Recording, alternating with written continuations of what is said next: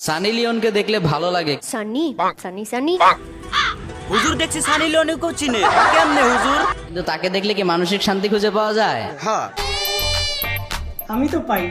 ছবিতে দেখলে অর্ধেক মানসিক শান্তি, আর ভিডিওতে দেখলে समझ रहे हो?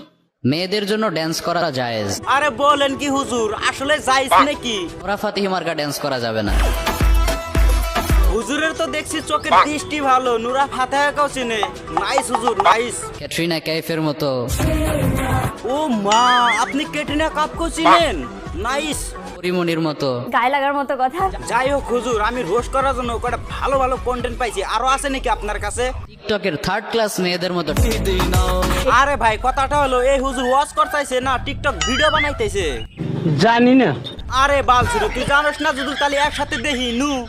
একজন মেয়েকে দেখে তুমি যদি মানসিক শান্তি খুঁজে পাও, দ্যাটস এনাফ ফর ইউ। বারবার হুজুর তুমি খাইয়া যাও ধান, এইবার ধরা পড়েছে তোমার কাইটা দিম আমি রান। এনে রান্না বাইরে রান। মানে মাঝখানেরটা। একজন মেয়েকে দেখে তুমি যদি মানসিক শান্তি খুঁজে পাও, দ্যাটস এনাফ ফর ইউ। যেহেতু কথাটা ইংলিশে কইছে হুজুর, আমার মনে হয় ভালোই কইছে। আরে মুশারফ ভাই, আপনি কি আমাদের আসিফ হুজুরকে মুরগি কইলেন?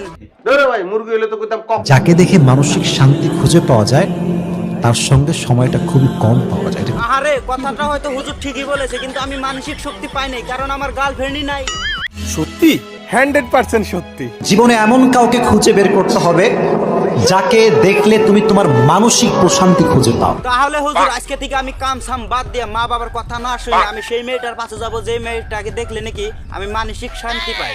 ঠিক বলেছো। যদি তোমার গার্লফ্রেন্ডও ঠকায়, তাহলে কি করবো হুজুর? গার্লফ্রেন্ডকে জুতা মারবো না বাসায় না খাট ভাঙবো? না মানে খাঁটি গরু দুধ খাওয়াবো? খাঁটি দুধ খাইছো কোনোদিন? অনেক মেয়ে আছে দেখতে ভদ্র, আছে না নাই? সুন্দর বোরকা পরে, আছে না নাই? পুরো মুখ ঢাকা হাত পা ঢাকা, আছে না নাই? সেই মেয়ের আবার বয়ফ্রেন্ড